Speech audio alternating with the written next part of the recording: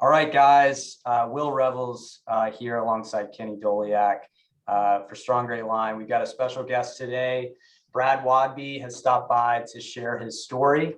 I wish it was a less depressing subject, but it's one that I think is very relevant and certainly very timely as the class of 2004. Just a couple of hours ago, buries yet another classmate because of suicide, and we wanted to talk with Brad about his own journey with depression and suicide.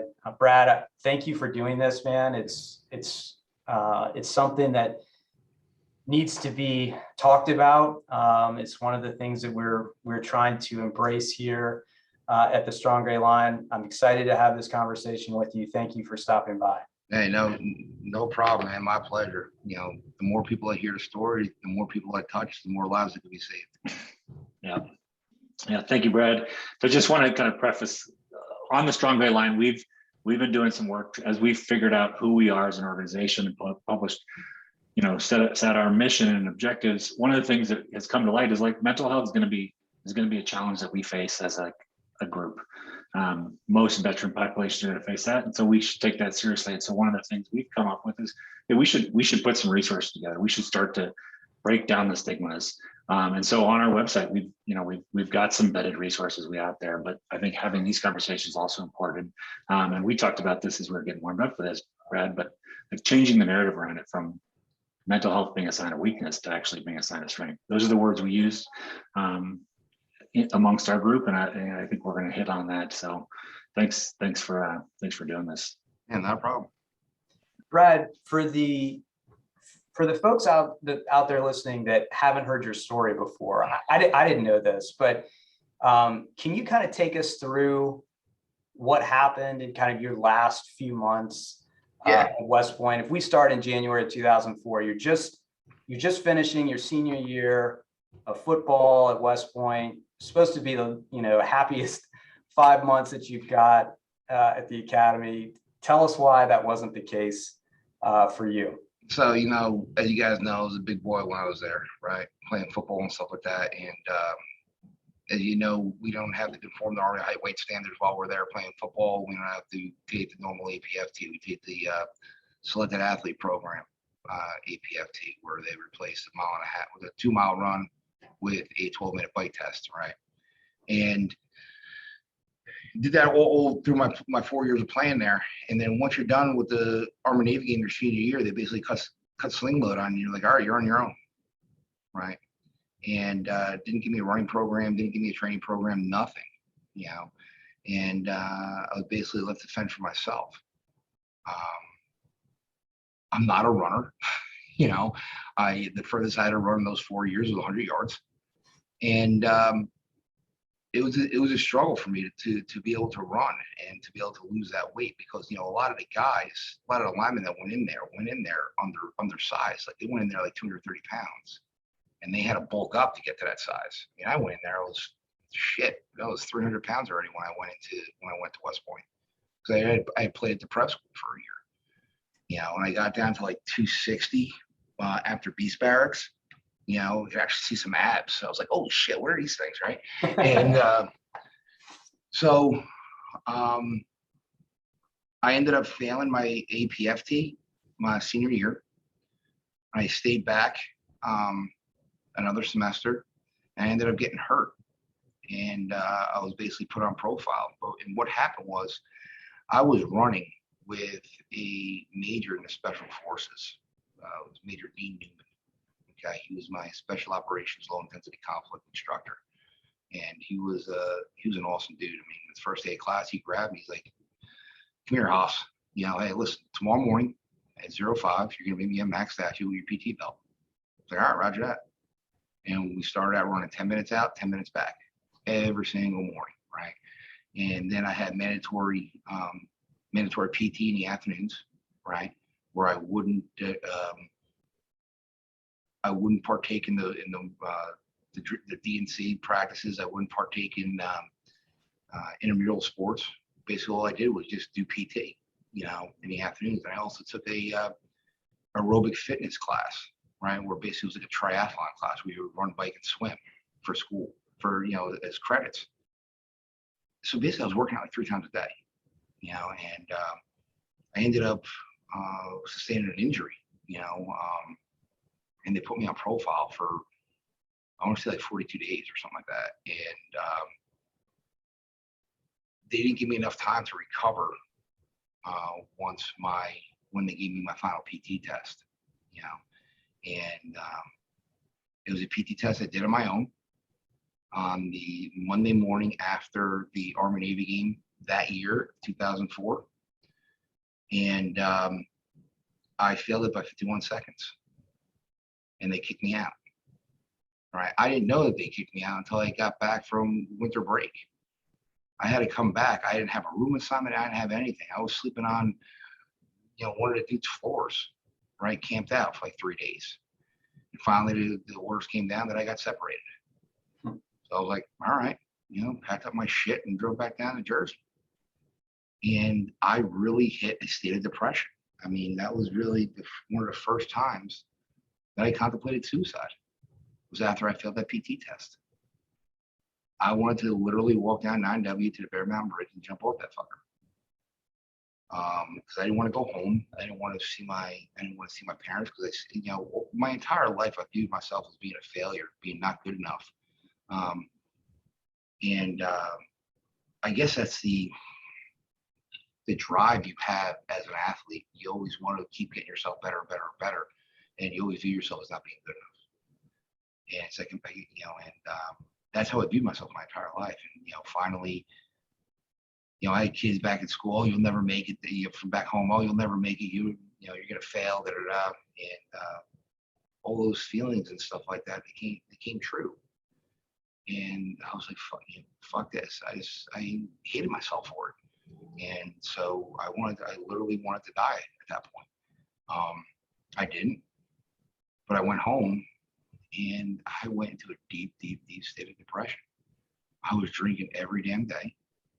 I was staying out to all hours of the night. I was hanging around with people I shouldn't have been hanging around with. I was self-destructing, and then I became a cop. And How long after you became a cop? How long? 2 to 3 years. So I entered the 109th class at the Port Authority Police Academy on August 27th, 2007. Right. And what was cool was 3 days after I had entered the academy, I get notification that I had been awarded my degree from West Point. Right. So because I had to go through all this legal bullshit and stuff like that to finally get it. And the government said, listen here, we don't want to go to trial with you. Here's your diploma, no restitution, right? Because at that point you would have had to pay back $190,000. $190,000. Yeah. And so you're like 27 years old? 26, yeah, around there. And I was like, I don't fucking have that money, So but I ended up winning, right? And then I went on to my law enforcement career. But the one thing that killed me was, as I'm home, I keep getting the death notifications of our classmates who are being killed overseas. And I got fucking pissed. And every time I got one, I'd go on a bender. And because I felt guilty that I wasn't there, I just felt guilty that I didn't do my part. And it really ate away at me. So that's why I decided to become a cop, because if I can't fight over there for this country that I love so much, let me do it here. Let me sort of protect the people here, right? And that's what I did. And became a cop, started out doing organized crime investigations and narcotic investigations. Did that for 4 years for a bi-state agency down in Port Newark, right next to Newark Airport. Yep. And then about 4.5 years later, I ended up getting hired by my agency that I'm at right now. And I remember the first day when I was getting hired, my first interview, they asked me, what squad do you want to go to? And I said, all right, well, how about, narcotics or organized crime? Because I know all the major players in organized crime with the Genovese and Gambino crime family in North Jersey, right? I was investigating for 4 years. I know, and fuck, there's no door that I can't get through. I'll get through a door, right? So I'll breach the shit out of the doors. That's what you need on narcotics, right? So that's where I wanted to go. But then they asked me, where don't you want to go? And I said, I don't want to go to special victims, sex crimes and child abuse. And they asked me why. I said, because I don't know how I'll act with the suspects. Because there's something that I was hiding deep inside that I never let out. And it was something that haunted me for a very, very long time. Only up until recently was I able to process this and actually let it out. And I was molested as a kid. And every single time I had to sit down with a little kid or, a little boy, a little girl in a forensic interview room and talk to them about their experience and have them give me a disclosure, it triggered the shit out of me, and I just got full of anger and rage. But, you have to harness that and put it in, stuff in the back of your head, because you got to go into an interview room and sit across from a suspect who just did this to his child, right? And you have to act professional. And they have what you want, and that's a confession. And you got to say some shit to them that, I'm telling you, when I went back and listened to my interviews, I made myself sick listening to the shit that I would say to these guys to get them to admit to what they had done. And I would drink heavily over that shit. That's when really that's when I met my, soon to be ex-wife, right? And around that time, and she saw a progression that I just kept on getting worse and worse and worse. And after my 4 years in there, I ended up going to narcotics. I got my dream job, right? Well, that's a squad that's full of piss and vinegar and testosterone. And all you do is drink, And then, like, literally at the same time I got transferred to narcotics, I got a past selection for the SWAT team. I got put on a SWAT team, I busted my ass to do that. I was up at the academy for 4 months straight, running with the recruits, just to get in shape to do it. And Right. I mean, it seems like on the surface, like things are going well, but things are going well, but inside I could put up a facade, dude. Yeah. I feel like that's something we've all learned. Oh, we all do. Because here's the thing, I look at mental health like this. Physical health, right? You could tell someone if someone is physically healthy because it's something you could see. It's tangible, right? You can't see what's going on in someone's dome. You can't see what this person's thinking.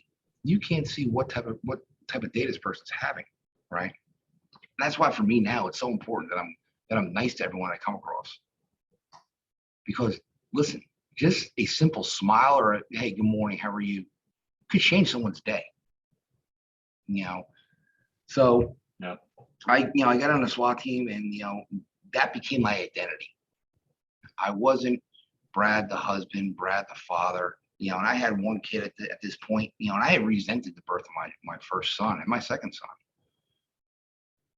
One of my biggest regrets was that I never woke up for them to take care of them. I never fed them, never changed their diapers, never did any of that shit. And that's because I was either one of three places. I was either at work, at the gym, or at the bar. And now, my 6-year-old, he's almost 100 pounds, and my 4-year-old, he's like 75. Like, I can't carry him like this anymore, and I don't live with them anymore. I haven't lived with them for 33 months, and that's hard for me, because now I'm in the mindset where, like, I want to be with you, I want to be around them, and I can't. Right. And because now my ex-wife is holding, or soon to be ex-wife is holding all the shit that I did in my past against me.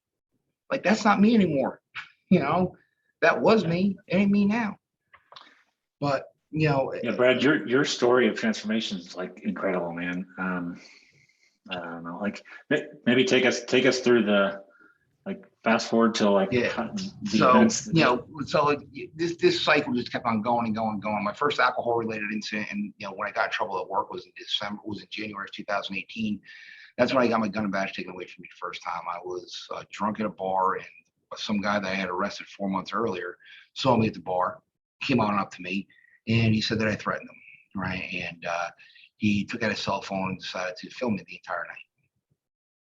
And he reported me to my job, and I got my ass chewed for it. I took a 5-day rip for it, and they said to me. And then that's when I said to my sergeant at the time, I said, hey, listen, I think this is a sign for me that I need to stop drinking. She took that and took it up the chain of command, and eventually the chief got wind of it, and the chief called me in. The chief took my gun and badge for the first time. I spent 90 days without a gun and badge, and I felt like I got my balls clipped off, because that's, for some reason, that's our identity. You know, that's our identity as a cop, is our gun and badge, you know. And so I did my 90 days. I had to go for fitness for duty. Did my 90 days. I go back for another fitness for duty, get cleared to go return to work, get my gun and badge back, right? And my wife goes to me, hey, let's go out to dinner. I'm like, all right, sounds good, right? So went out to dinner, sitting there enjoying the night. You know, my wife goes, why don't you order a glass of wine? Now I hadn't drank in 90 days.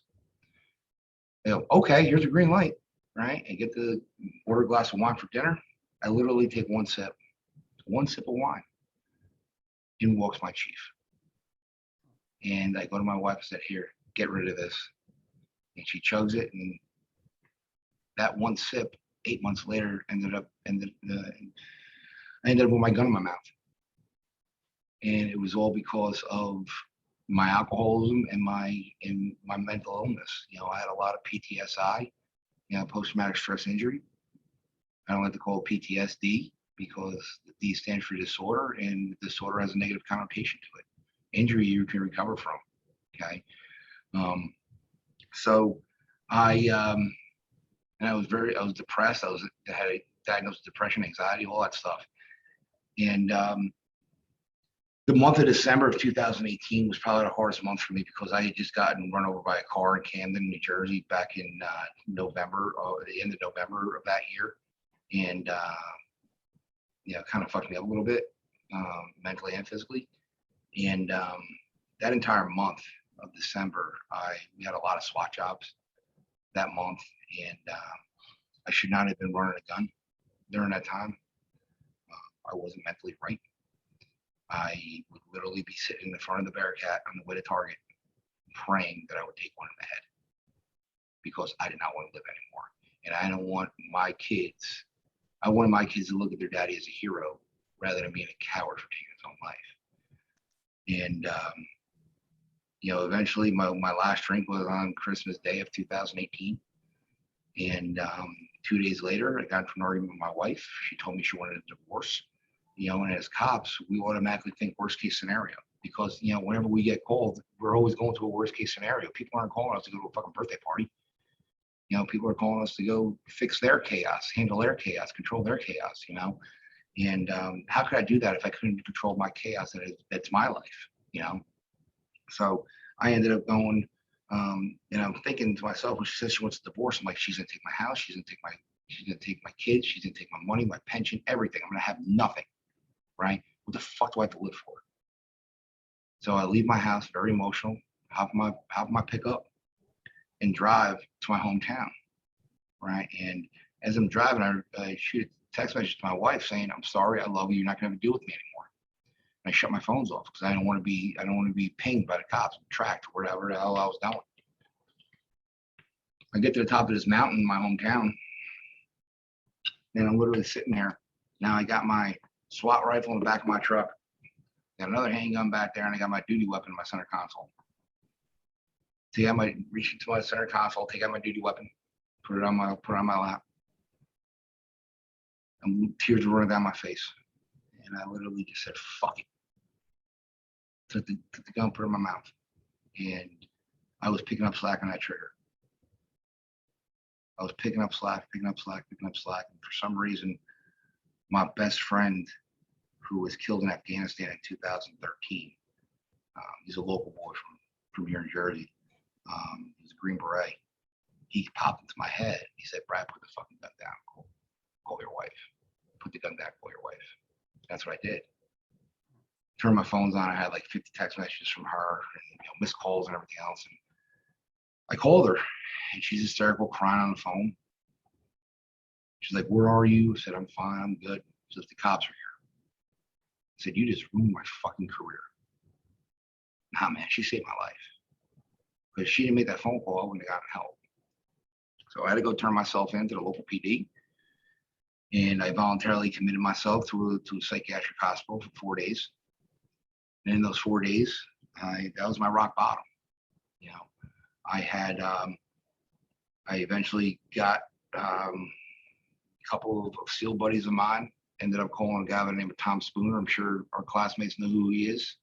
He's a Delta legend, and he started this place out in Bend, Texas called Warrior's Heart. And it's the country's only rehab facility that is designed for the warrior class, meaning military, active and retired veterans, and first responders. So And Brad, before we talk about Warrior's Heart, first of all, thanks for sharing that first part of the story. Can I just ask you though? So like, it seems like just listening to you that alcohol is obviously a common refrain here, and it really started, after you left West Point. Nah, it didn't start after I left West Point. I'll tell you that much. It started when I was 15 years old. Fair enough. When did you though? When would you say that it got to a point where you were thinking, oh wow, this is I'm looking around and I'm drinking a lot more than other people? I didn't think I was drinking. Did you ever think that? No. Right. I mean, and the crazy thing is that like I had booze hidden in my house. Right. Like when I got back from, like when they came to take my guns and shit like that, when I went to rehab, they opened up my rifle locker and like bottles of whiskey and shit just came pouring out. Bottles of Jameson came right out. We had a bathroom in the basement of my house that no one ever used. Right. And I had taken bottles and put them in the tanks of the toilet to hide them. Because why were you hiding them? Because I didn't want my wife to know I was drinking so much. Okay. Dude, I would stop off at the liquor store before I got home from work, and I would pick up 3 pints of Jameson just for that night. Because I would rather go into an active shooter situation, right, where fucking bullets were whizzing by my head. I'd rather do that than step into the peace and comfort of my own home and deal with that, because I was trained on how to I was trained on the active shooter situation. I went to the academy for it, did all the SWAT training for it, did all that shit, trained by tier 1 operators. And no one ever gives you a training course on how to be a husband, on how to be a father. Right. And I didn't know how to do it. I just really didn't know how to do it because my identity was Brad the SWAT operator, Brad the narco detective. But on the other part of your identity, I mean, I feel like heavy drinking and going to bars, I mean, that's also part of the identity. Yeah. Of law enforcement. It's military. Oh yeah. Totally. I mean, it's because it's socially accepted in our culture. Right. Everything we do revolves around booze. Promotion ceremonies, retirement ceremonies, all that shit. Shit, the day could end in the letter Y, and we fucking drank. We didn't need a reason to. We just did it. And having my identity, because anything I did in life, I was always Brad the football player. And that was taken from me when I was done playing ball. Right. Then my identity of all I wanted to do was be a field artillery officer. That identity was taken from me. Brad, the Army officer, that was taken. And the only thing I had was Brad the cop, Brad the SWAT operator, and that's what I lived on. You know, I was proud to have achieved all that shit that I achieved in my professional career. I could have given a shit about my personal life. I could have given a shit about my wife and kids. They came secondary, you know, and that's not the way it is now. My kids are first in my life. You know, I'm Brad the father. But what about, well, Brad, let me ask you this though. You know, I think one of the scary things about this topic is how quickly you can go from being depressed to having ideas of killing yourself. Yeah. And were there any along this road to the bottom, like, were there any times where you remember just before you got to suicidal thoughts where you thought, I ought to talk to somebody about this, or this doesn't seem normal, or this seems worse than before? The thing was, I was talking to people. You were, okay. I was, but you know what? Therapy will not help unless you're completely transparent and honest. Okay. Because that therapist can't get into your mind and see what you're thinking. They're not mind readers. Right. You know, you have to tell them what's in there. And were you not being honest with them because you were worried about what Yes. the impact it might have on your career? Yes, exactly. You know, I didn't want to say that, you know, I had thoughts of hurting myself, because then they have a duty to report. Right. So you really need some kind of external mechanism that you, somebody who's not in your reporting chain that you can talk to. You know, and you know, I was approached by my best friend who I work with, and I was approached by another close friend that I work with, saying, "Bro, dude, you got to fucking watch your drinking." Yep. Fuck that, I'm fine. You know, I wasn't fine. Yeah. You know, how much of that is rolled into the identity that you just can't ask for help? Like, oh, you know, huge, because it's pride. Like we talked about before, it's pride. You know, you don't want to admit that you're broken. You know, but it's okay to be broken, because you know what? If you're broken and you're still alive, you can be fixed. You're still in the fight. You know, it's okay not to be okay. I think that's a powerful line right there. And I think we all recognize it's okay to be physically broken. You can break a leg. Because like here's the thing, you can be injured. Yeah, like we talked about before. You know, if you break your leg, are you not going to go to the doctor? Are you just going to let it heal on its own? No, you're going to go to the ER. You're going to get the fucking cast put on that thing, and you're going to get a pair of crutches, and you're going to go home, and you're going to do PT, and you're going to get back to where you were. You know, the way I always equate it, I always make this. You know, I always say this to guys when I talk to them, when I give my talks to cops. I said, dude, guys, we're like high performance sports cars, because there's like $250,000 that's dumped into us throughout our career through training and all this other bullshit, right? So if you take a high performance sports car, you have a Lamborghini, let's say, right? You blow the transmission in that thing. You gonna throw it out, right? Are you just gonna junk it? Are you just gonna say give up on it? No. You're gonna take it to the mechanic. You're going to drop a new training in it. You're going to test drive it. And then you're going to get it back. And it's going to be good as new. That's what asking for help is like. You know, you realize you're broken. You raise your hand. You go to a therapist. You go to rehab. You go to whatever. And you come back better than before.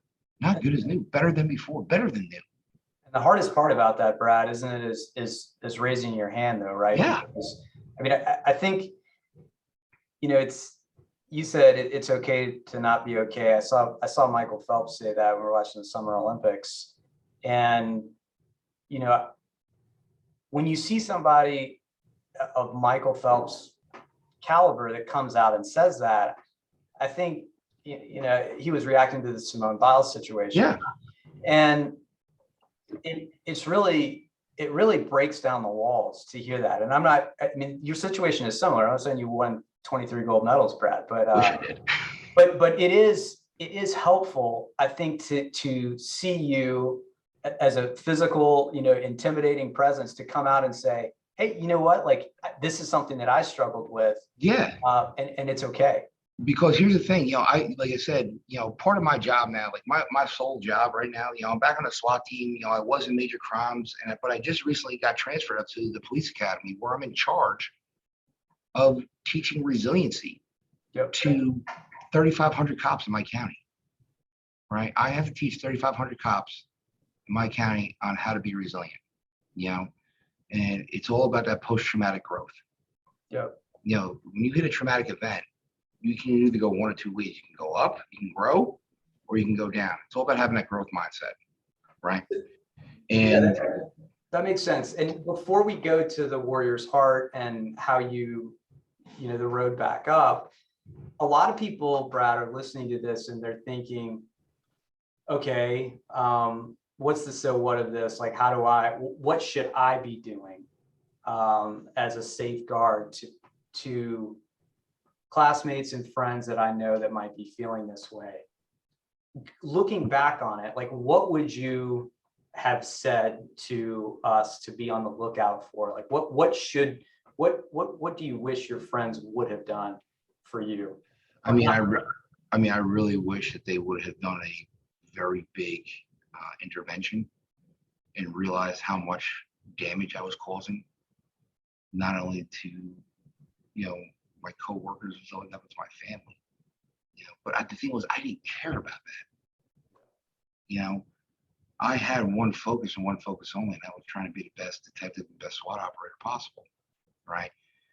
So if something would have came from them, right, where they would have taken me like, hey, dude, you know, what's going on, man? Talk to me, right? It's really, you know, you have to have that self-awareness to realize that, wow, man, shit is fucking, I'm circling the drain fast, you know, and I need help. But again, it's very hard for someone to ask for help, right? That's why, you know, that's why I always go out and talk and tell my story, because I want to say, hey guys, listen, here I am, 6'5", 300 pounds, tatted up, shaved head, beard, right? Out the biggest cop in the county, right? Everyone knows me. Everyone knows I'm a good detective. Everyone knows that I'm a hard worker. I'm fucking strong as shit. But I was broken inside. Doesn't matter how physically strong you are. Doesn't matter how much you can bench, deadlift, squat, whatever, right? If this is broken, nothing matters, you know. And like just today, for instance, right? I got up and I told just a little teeny tiny bit of what I went through. Right away, I had two guys in the class raise their hands like, yeah, man, you know, I'm 28 months sober. I almost killed myself. I had another guy saying, yeah, man, I realized that my shit was spiraling out of control. I was drinking a little too much. My wife told me this, and you know what? I went and got help. And these are things that guys would never have said unless I didn't say myself, like, hey, man, you know, I was struggling, you know. And I think the more people come forward and say, wow, like, Brad was struggling, man, you know what? I am too. You know, or so-and-so was struggling, you know, Will was struggling, Kenny was struggling, you know, shit, so was I. If they can admit it, so could I. Yeah. You know? Brad, I mean, I'll build on that. Like when I got out, I went back to grad school and everything was great and all that. And all of a sudden I'm walking into, you know, academic building, having anxiety attacks, and I'm looking around pissed off because I'm like, no one's shooting at me. I've literally been shot at before and I felt fine. And now I'm getting panic attacks now, or anxiety attacks. And then it took me 3 or 4 years to figure out to even use the word depression. Yeah. And then I'm not relating mine to what you had. It was very different how it showed up for me, but I struggled. I felt like I was walking in a cloud half the time and living at half capacity. Yeah. But then, you know, once I could even use the depression word and then, you know, tried to get help, which was a struggle, just figuring out what are good resources. I think that's the second half of this story. Yeah. It's like, if you are willing to set up, then where do you go? Like that's a challenge, which we'll come back to here. But then, you know, as I've told this story to friends, I'm surprised with people like me too, man. I've never talked about it with anybody. Yeah. You know, you said the word right. You said the phrase right there, me too. Okay. So there's this company that I got hired by. It's called Resilient Minds in the Front Lines. And it's a company that goes around the entire country. And we train resiliency to different police officers, to different police departments, companies and stuff like that. Right. Because it just doesn't apply to the whole thing of resiliency just doesn't apply to first responders and military. It applies to everyone, because shit happens in your life, and when shit happens, are you going to be the tennis ball and bounce back? Or are you going to be the egg and just splatter? Right? Yeah. No, you want to be that tennis ball and you want to bounce back and grow from it. It's not about bouncing back and being at the same place. It's about bouncing back and having that growth mindset to be able to grow from that traumatic experience. And trust me, it's a very, very difficult concept to grasp. But once you're able to grasp it, holy shit, man, your life will change forever. So let's build on that, Brad. So after this this suicide attempt, where did you go from there? What resources did you really lean on to help you get out of that? Yeah, so I ended up getting into Warrior's Heart, right down in Bandera, Texas. Went there for 42 days, and it was great. They have a phenomenal program down there. I can't speak highly enough about that place. I love that place. That's like that's my home. All right. I just recently went down there because I had a rough summer. I had a really, really rough summer. I was laid up, injured all summer. I had torn both biceps back in February, right? And I had to get surgery on my left one multiple times. I got a bad infection. I thought I was going to lose my arm. Thought they were going to have to amputate it because of the infection that spread. And I was also dealing with a lot of loss. My wife had dropped divorce papers on me during this time. I was dealing with a lot of loss in other areas, like, betrayal by a lot of people. When I was in the hospital, I had one person come see me. And I was in there for a week. And this one person that came to see me was a person on my SWAT team that I had helped out when he was going through shit. And he came there, man, he brought a sandwich, he brought a soda, brought some gummy bears or whatever. And, we sat down there and bullshitted. And it made me feel like, wow, I fucking matter, right? Because you're sitting in a hospital room, the only people that are coming in to see you are fucking nurses, change your IV drips and shit like that, give you more painkillers. Yeah. And, the people who serve you food, that was it. It's fucking depressing. And I ended up getting out of there and having to go back and get another surgery. There was a day, August 2nd, this year, where it was the worst day of my life post suicide attempt. I felt everything was coming down on me. So let's come back to that day and how you dealt with it. But first, take us through 2019 and Warrior's Heart. Like, what did you? Yeah. What about it was so special, and why was it helpful? So like I said, Warrior's Heart is a special place, man. Like I said, just the community that's there, the people that operate it, the people that founded it, and the people that go there are just special individuals. They had so many activities for us to do. They have a K9 program, right, where I signed up for it right away, and I would wake up in the morning at 0 dark 30 to go, open the kennels up, feed the dogs, clean up their shit, and it gave me a sense of purpose. And I do the same thing at night. I would train the dogs during the day too, and train them to be service dogs for other warriors, Cool. And then they had a wood shop there. You can make these American flags and stuff, for instance, I had a guy who actually helped me, who I helped get into Warrior's Heart, and he actually made this flag for me. Oh, it's awesome. Stuff like this, and it's stuff like that you're able to do and just keep your mind off of shit. Yeah. And gives you that grounding, that mindfulness, they had a metal shop there. You can make tomahawks and stuff like that, and knives. I got one of the knives I made right here, in front of my desk. To remind where I came from. They had a swimming pool there. Granted, I went in the middle of the winter, so it wasn't warm enough to swim. They have fishing ponds there. They have. Wait a second, Brad. It's in Texas, right? It Yeah. never gets that cold. Dude, it was like, seriously, it was like snow and shit coming down. Swear to God, man, it was cold. I'm But, just joking. I live up in Canada. I live up in Canada now. Oh, that's It gets cold. real Yeah, that's cold, cold real up there, cold man. up here.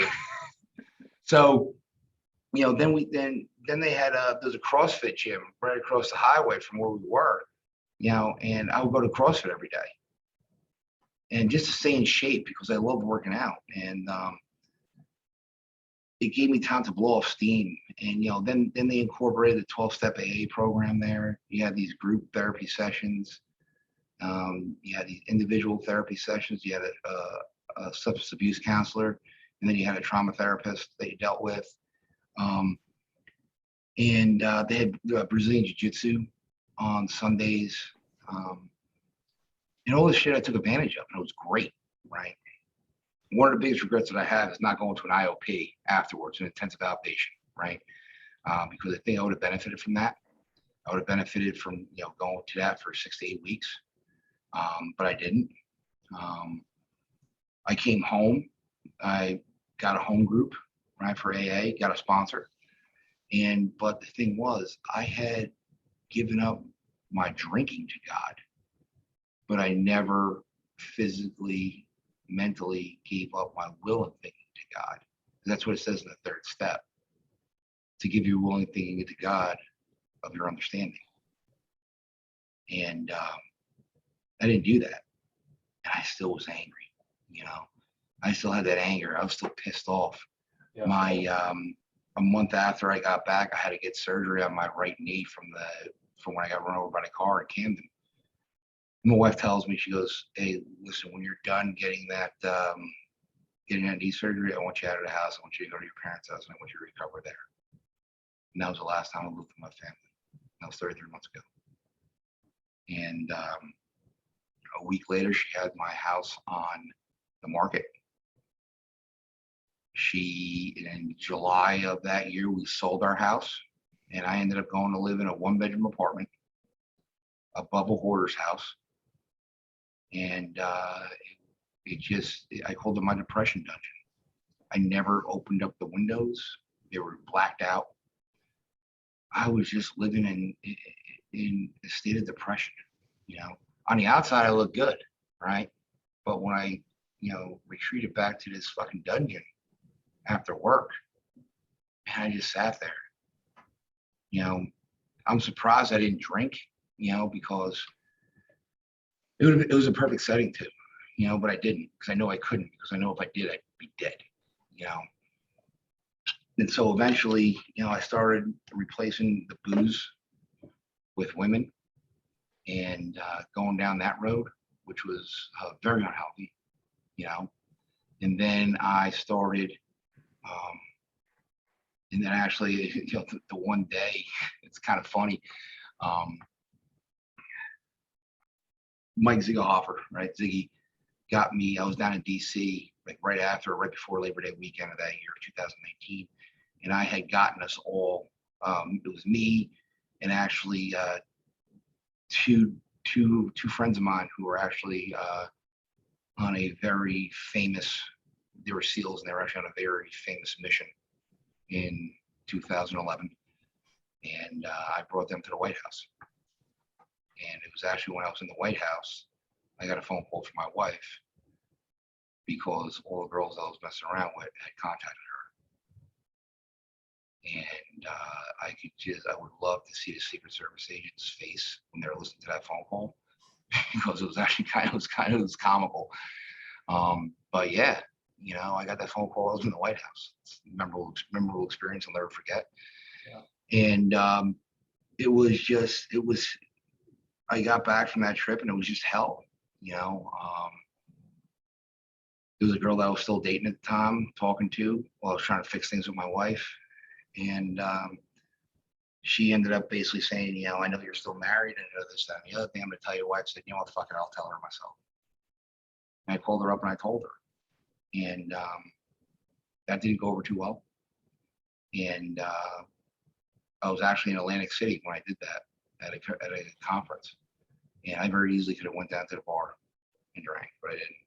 Yep. And a phone call was made to my department a couple days later. Out of a phone call. And I was called in by my chief. And he asked me how I was doing. I said, yeah, chief, I'm doing good, man. I'm really good. He goes, don't fucking lie to me. How you feeling?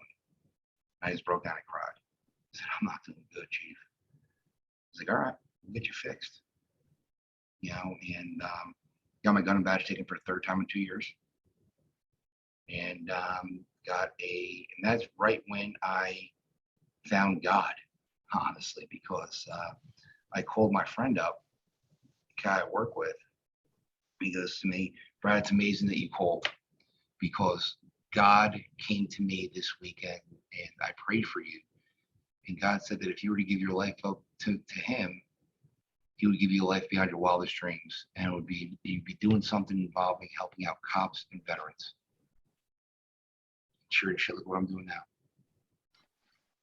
Yeah. Tell us what you are doing now, because like there's a lot going on there. Yeah. And So like, I'm surprised that you're talking about resiliency and strength right now, because like, and have held together through all that. you know, it's, I mean, so share with us what you are doing. yeah. So now I'm you know, I'm stationed up at our county police academy, where I'm in charge of teaching resiliency to all the law enforcement officers in my county, and to the recruits, because cops aren't going to listen to some doctor. You're not going to listen to some person who hasn't walked in their shoes. They'll listen to me because I'm a cop. I'm one of them. And when they hear me talk, it resonates with them, because I'd say a good 75% of them have felt the same way I did, you know, and it shows them that it's okay not to be okay. You know, I'm also a master resiliency trainer for the state of New Jersey. So I go all around the state of New Jersey to help out cops in crisis. Since, I want to say since March of 2020, I've probably helped put 24 cops into rehab. You know, plus other veterans and stuff like that. And, you know, probably if you include the veterans and stuff like that, it's probably upwards of 50. You know, but it's what I love to do. It's my purpose in life. I finally found my purpose in life. You know, before I thought it was to kick down doors and arrest bad guys. Now it's to help out my brothers and sisters in crisis. And that includes my classmates. You know, yeah. I'm here for you guys, whatever you guys need. Brad, can I ask, it seems like there's levels of intervention. Like, hey, you know, there's resources like when you're just struggling, someone, you know, something ain't right, can't put your finger on it, I got to talk this out, it's depression, it's something like that you go here first, like to get your head game strong, like figure that out. I mean, we've got some vetted stuff on our class website called on the Get Stronger tab.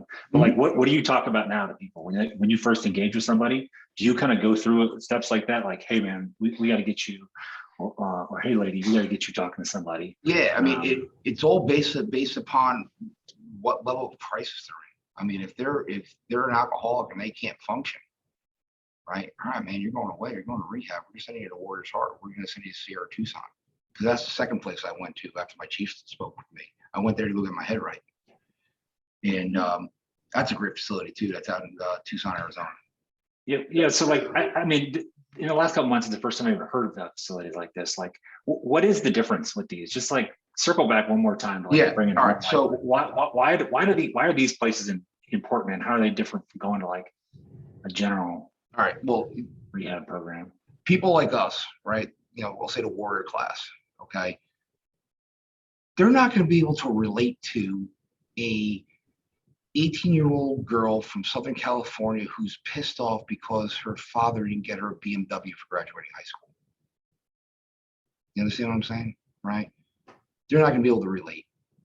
And they're not going to be able to relate to the stories that we have. Okay.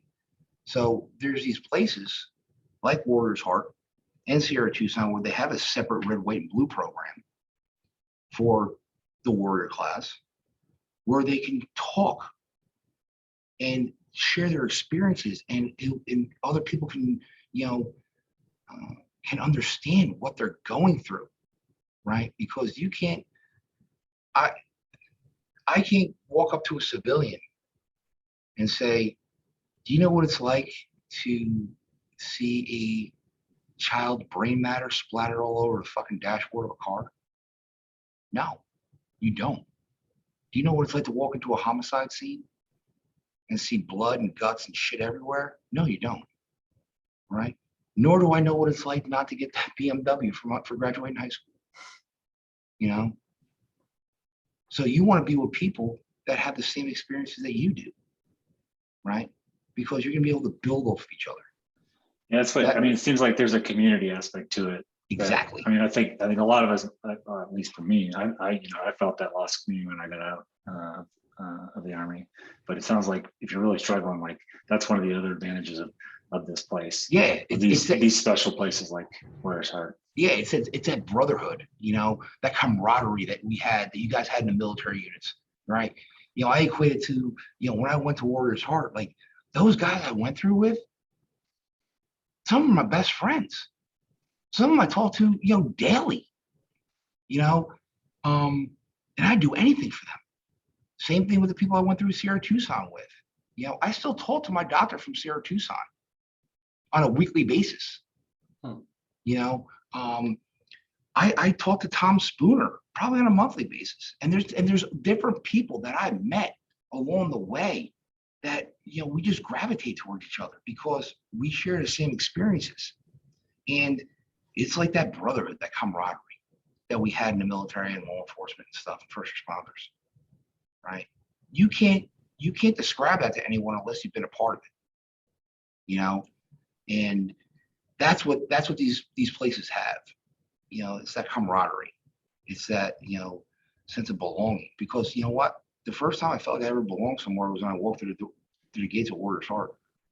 And I had someone say to me, well, hey, welcome home, brother. I was like, shit, this is where I need to be. And that's why these places are so important, because they offer things that other places can't. And that's that camaraderie. There are other places out there like Save a Warrior, right, which is a week-long retreat to battle PTSI and depression and all that stuff. And I have information for all this stuff. There's another place called Boulder Ridge. It's out in Utah that deals with trauma and stuff. I literally have a Rolodex full of places that, if someone needs to go, I can get them in touch with someone, or I know someone that can get them in touch with someone. Just because I do a lot of podcasts and stuff, and I've made so many contacts through that, and through Instagram, people are hitting me up left and right, and if you guys don't follow me on Instagram, my handle is God's Breacher, right? And right, original, right? So that's my handle on Instagram, and a lot of people hit me up on there, asking me for help. I mean, I've helped out guys from Alaska, California, Nashville, all across this country to get them into places. Brad, before we wrap this up, I just want to ask you, fast forwarding back to August of this year, where you had your rough summer, what did you fall back on, and how did you prevent yourself from spiraling back into what you went through in 2018, 2019? All right. So you remember I was talking about that brotherhood, that camaraderie, right? That's what I fell back on. Yeah. I was connected with this guy, another former Delta operator by name of Zach. And he served in a unit, and he actually went through Warriors Heart as well. And I was connected with him. And he lives out here in New Jersey, and we became very, very close. And we bounce things off each other. Like if I ever have a major important decision I have to do in my life, I'll be like, call him up and like, yo, Zach, I got this going on, man. What do you think? I did it on Monday night. you know, and he'll do the same with me. Brad, I got to run this by you, dude, you know, and I'll give him advice. We give each other advice, you know, and that's who I called. And he actually owns a company called Hades Consulting, and it's a big tactical training company that they just started up. Him and another guy, Charlie, they just started this up, and they're crushing it. And what they do is they raise money for guys to go to Warriors Heart, you know. And the following day, I get a phone call from Zach, and which was kind of funny because I was at my office, and this is the way God works, man. It's crazy the way he works. I was at my office, and I wasn't supposed to be there. I was dropping off a T-shirt to someone, right? I was out in the street, not in the office, but I get a phone call from one of the narcotics detectives saying, "Hey, Brad, are you working today?" I'm like, "Dude, I haven't worked." This was on August 3rd. I'm like, "Dude, I haven't worked since June 8th. You know, I'm not in." He goes, "But what do you need?" He's like, "Oh man, I got this guy we just arrested. He's a Marine Corps vet, bad PTSD, and he's self-medicating with ketamine."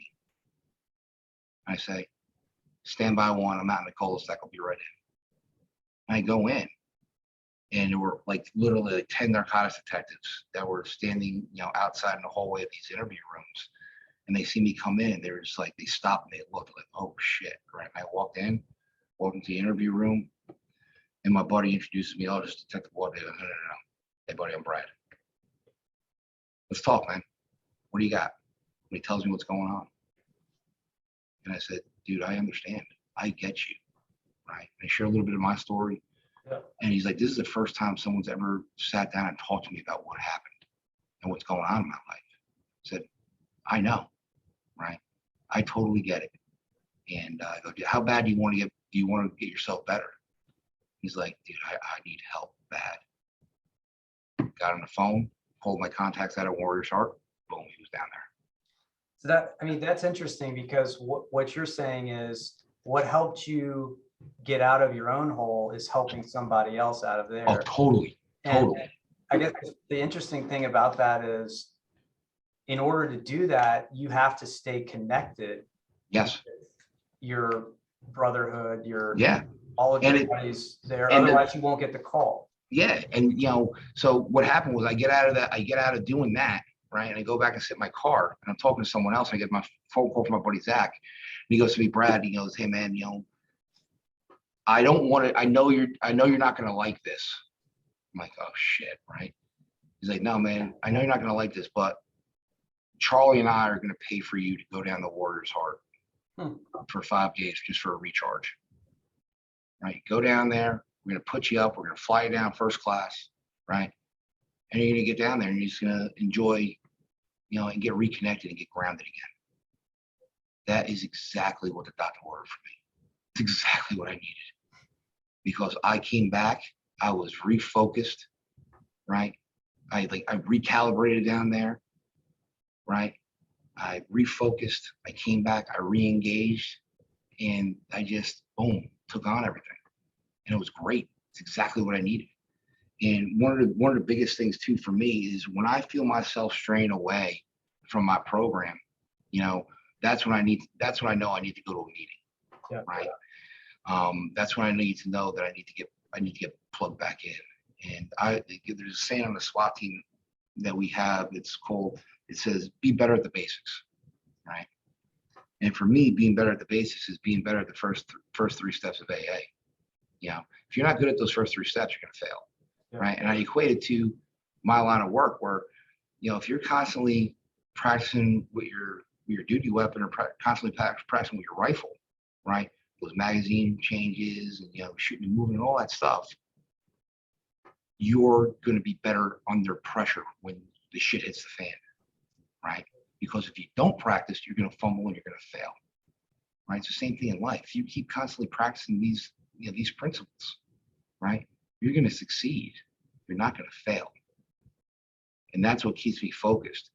That, my higher power, my gratitude that I have, right, and helping out others. Because helping out others for me keeps me sober, because it's kind of selfish that I want to help out others for myself, because I get more out of it than they do. because for me, it's a constant reminder of where I once was and Yeah. where I don't ever want to be again. I get that. I think that's very well said. Kenny, what do we need to ask Brad before we let him go? This has been a good talk. I think that the only thing that I think is important to take away is like alcohol can have a lot, but it's not places like Warrior Heart or standing up and asking for help. The only path to that is not just because there might be people thinking like I don't have a drinking problem, so this doesn't apply to me.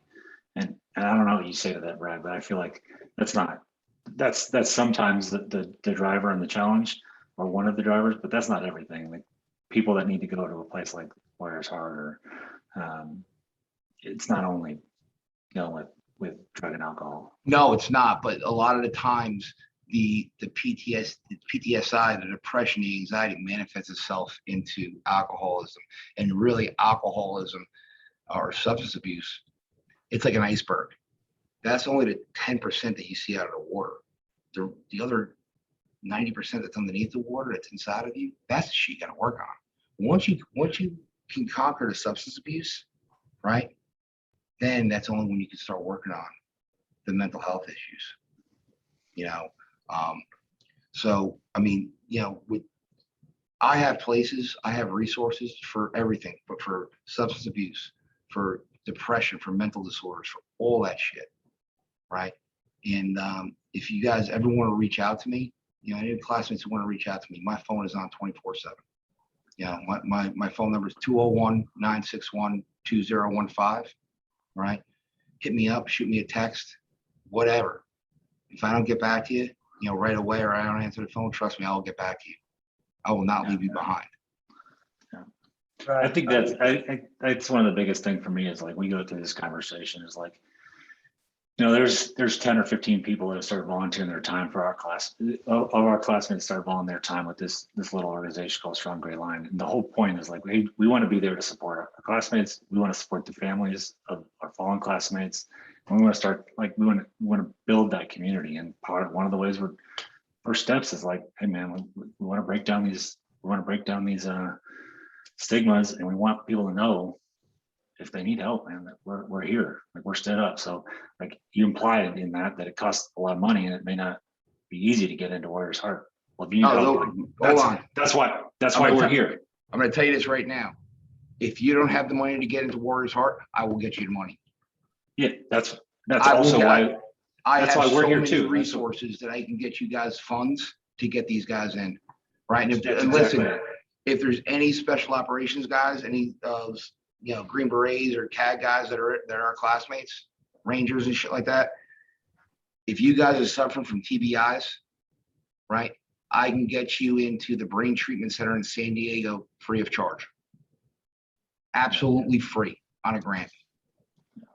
I think so. The message is, I hope people have watched this long, is that, we've stood up to try and be ready to help if you need it. So. Yeah. Yep. Brad, I really want to thank you for sitting down and talking with us. I know it takes courage to do it and to be vulnerable, but I think this is a conversation that needs to be had. It's timely. It's very relevant to our class right now, and I thank you for doing it. My pleasure. I would just add and echo on Kenny's comments that if you're watching out there and you need resources or want to connect, you're thinking about, or you want to get involved with the Strong Gray Line, I would encourage you to go to stronggrayline.org, and visit our website. We've got lots of resources that Kenny and the team have built out that you can take a look at as kind of a triage approach to making sure that you get your head right and that you're moving in a positive direction. So thank you guys. I appreciate your time, and we'll get this out on the web in just a little bit. Yeah, thanks, Brad, man. Thank you guys. Appreciate it.